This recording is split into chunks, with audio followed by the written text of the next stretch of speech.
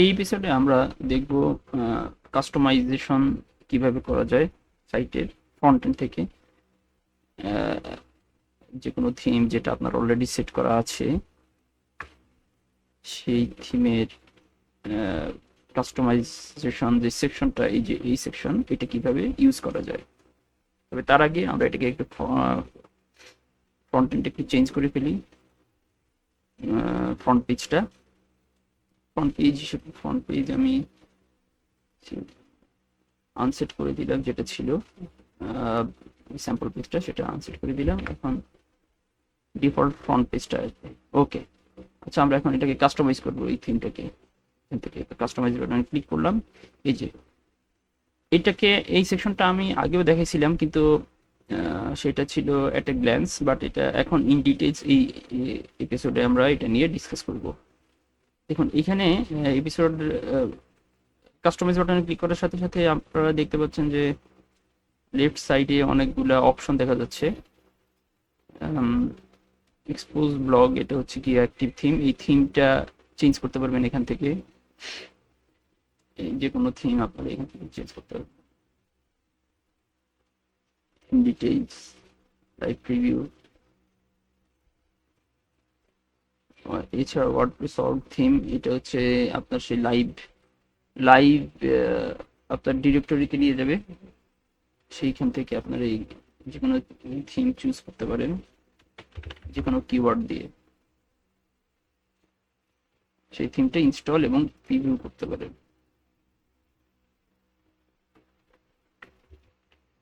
Active and publish বাটনে যদি click করেন তাহলে সেই থিমটা অ্যাক্টিভ হয়ে যাবে, এবং যিনি এই কাস্টমাইজেশন সেকশনটা টোটাল যে অবস্থায় আছে, যে ডাটাটা আছে সেটা নিয়ে পাবলিশ হবে। যাই হোক, আমরা সেটা করতেছি না। আচ্ছা, আবার আমরা কাস্টমাইজ সেকশনে যাই। কাস্টমাইজার সেকশন, তো যেটা দেখালাম এখানে আপনার অ্যাক্টিভ থিম আছে, এগুলো চাইলে অ্যাক্টিভ করতে পারেন, যেটা আপনার দরকার সেটা অ্যাক্টিভ করতে পারেন। তো আমরা এখানে আর না যাচ্ছি।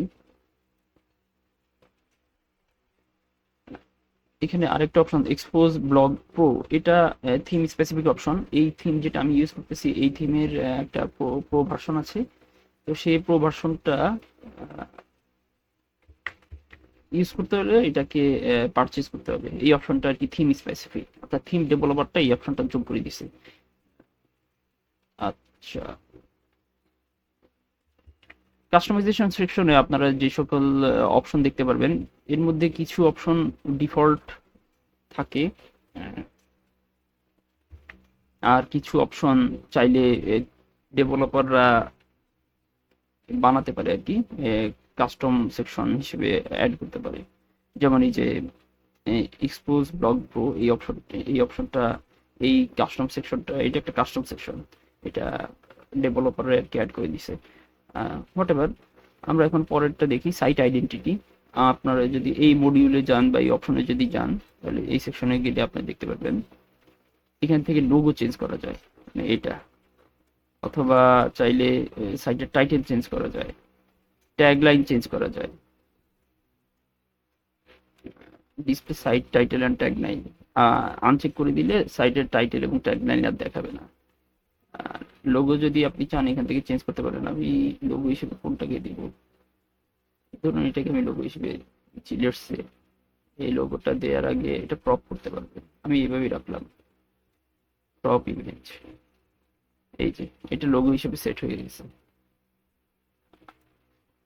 আমি চাইলে সাইটের টাইটেল এবং ট্যাগলাইন দিতে পারি আবার।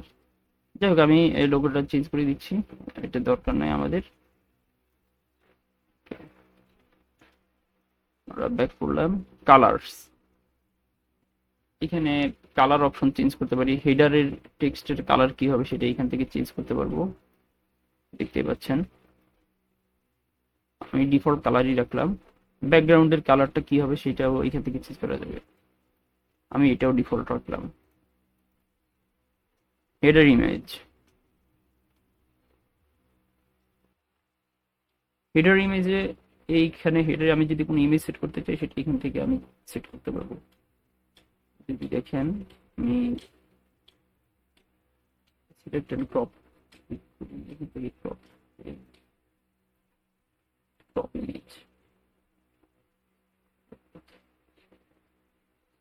এই ধরনের বিভিন্ন অপশন আছে, কোনো অপশন নিয়ে কাজ করা যায়। ব্যাকগ্রাউন্ড ইমেজটা যদি দেখি, সিলেক্ট ইমেজ, ব্যাকগ্রাউন্ড ইমেজটা কি করা যায়, এই যে ব্যাকগ্রাউন্ড মানে হচ্ছে গিয়ে সাইটের ব্যাকগ্রাউন্ড হিসেবে এই ইমেজটা সেট হবে। প্রিসেট, এটা কি ফিল স্ক্রিন হবে, ফিট স্ক্রিন হবে নাকি রিপিট হবে? ডিফল্ট দেওয়া আছে, ডিফল্টটা হচ্ছে আসলে রিপিট অবস্থায় আর কি ইমেজটা সেট হবে, অর্থাৎ ইমেজ রিপিট করবে টাইল আকারে, ঠিক আছে।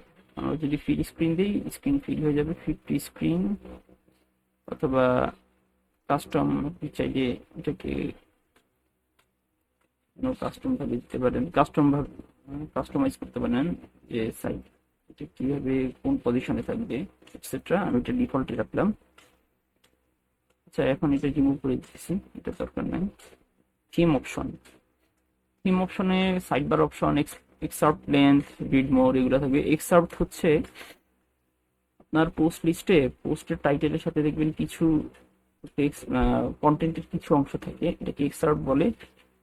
এক্সার্টের লেন্থ হবে কত ওয়ার্ড, এটা এখান থেকে ঠিক করে দেওয়া যায়। আমি যদি 10 দিই, এই যে এক্সার্ট ছোট হয়ে গেছে, তাহলে আরো বেশি দিতে পারবেন, 100 দিতে পারবেন, তাই না? আচ্ছা যাই হোক, আমি এটা ডিফল্ট ভ্যালুটাই সেট করে দিলাম। সাইডবার অপশন, ব্লগের সাইডবার, এই যে এটা তো ফ্রন্ট পেজ, ব্লগ সাইডবারটা লেফট সাইডবার হবে না রাইট সাইডবার হবে, এটা এখান থেকে চুজ করা যায়। বা নো সাইডবার, আমি নো সাইডবার যদি দিয়ে দিই তাহলে ফুল উইথ হয়ে গেল। আচ্ছা, এখন এটা রাইট সাইডবারই থাক। Single post sidebar, single post হচ্ছে আপনি যখন এটাতে এই যে সিঙ্গেল পোস্ট এই পেজটা,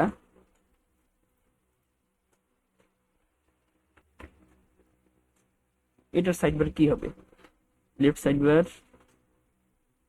রাইট সাইডবার নাকি নো সাইডবার? আমি নো সাইডবার দিয়ে দিলাম। আর্কাইভ সাইডবার, আর্কাইভ হচ্ছে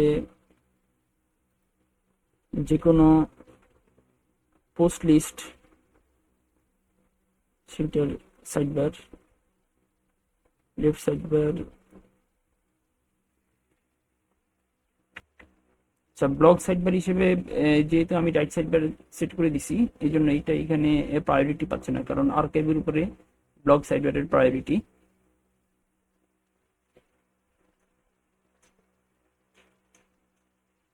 এবার যদি আমরা কন্টাক্ট আস পেজে যাই, এখানে দেখেন কোনো সাইডবার নেই, এটার কারণ হচ্ছে এই নো সাইডবার, এই অপশনটা সেট হওয়ার জন্য। যদি রাইট সাইডবার দিই, এখানে রাইটে এই সাইডবার চলে আসলো, চলে দিলে রাইটে রাখলাম, অথবা আচ্ছা না থাকে ভালো, ওকে পাবলিশ করে দিলাম। যখন সবগুলো অপশন হয়ে যাবে, আমি কাস্টমাইজ সেকশনের সবগুলো ভ্যালু এবং অপশন সবকিছু মনের মতো করে যখন কাস্টমাইজ করা শেষ হয়ে যাবে, তখন আমি পাবলিশ দিয়ে দিব। আচ্ছা, রিড মোড বাটনে যাই আরেকবার, একটু রিড মোড বাটনটা দেখি। রিড মোড বাটনটা কি? রিড মোড হচ্ছে এই যে পোস্ট লিস্টে আপনি পোস্টে ক্লিক করতে গেলে, অথবা আরো যদি করতে চান রিড মোড বাটনে ক্লিক করতে, আপনি রিড মোড বাটনের লেখাটা চেঞ্জ করতে পারেন, এই যে মোর, তাই না? রিড মোডই থাকে। থিম অপশন দেখা হলো। মেনুজ, মেনুজ এখানে দুইটা মেনু দেখতে পাচ্ছি আমরা, একটা মেইন মেনু আর একটা মেনু ওয়ান।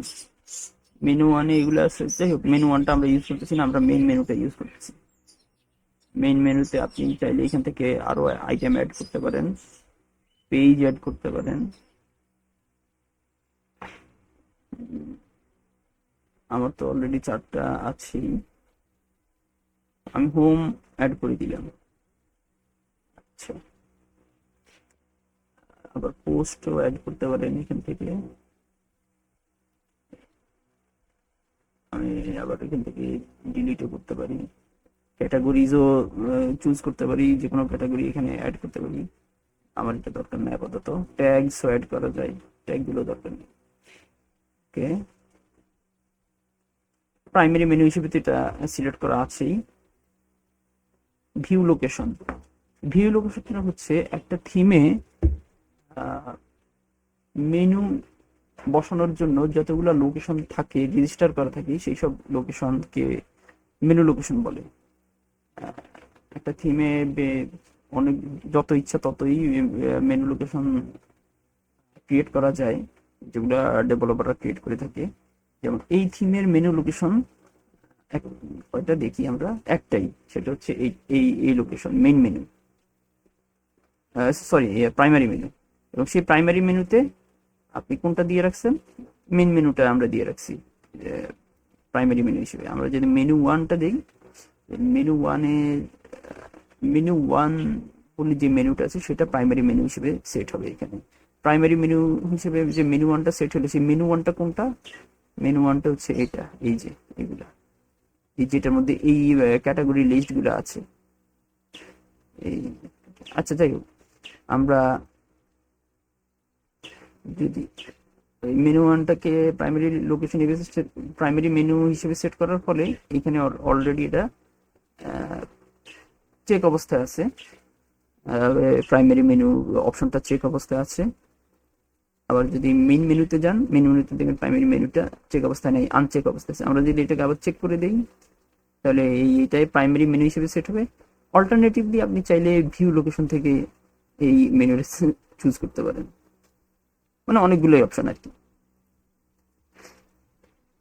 আচ্ছা, আমরা মেনু দেখলাম।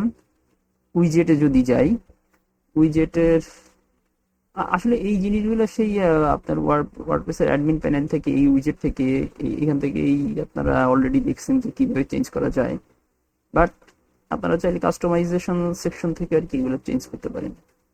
উইজেট সেকশনে আমরা দেখতে পাচ্ছি 4টা উইজেট আছে। উইজেট না, প্লেস হোল্ডার, সাইড বার বলবো আর কি। প্রথমটা হচ্ছে সাইড বার, এটার নামই সাইড বার, এটা হচ্ছে এটা, এই প্লেস হোল্ডারটা বা এই সাইড বারটা। এর পরের বাকিগুলো হচ্ছে একদম নিচে, এটা, এটা এবং এটা।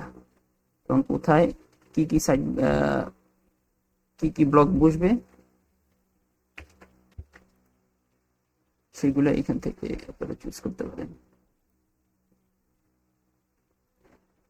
যেটা অ্যাডমিন প্যানেল থেকে এখান থেকে করতে পারতেন। এই জিনিসটা নতুন করে দেখানোর কিছু নাই, যেহেতু আপনারা জানেন। Home page settings, home page সেটিংসে সেই সেটিংস প্যানেলে যেটা করতেন, রিডিং সেকশনে হোম পেজ ডিসপ্লেটা চেঞ্জ করতে পারতেন, এখানেও সেই একই কাজটাই করতে পারবেন।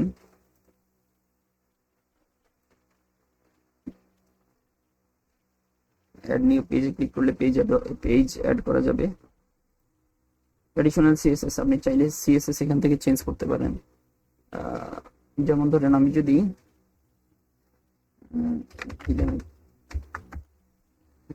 সিএসএস চেঞ্জ করি, বডি কালার, টেক্সটের কালার চেঞ্জ হয়ে গেল। যাই, এটা যেটা আমাদের লাগতেছে না, কিছু করলাম না।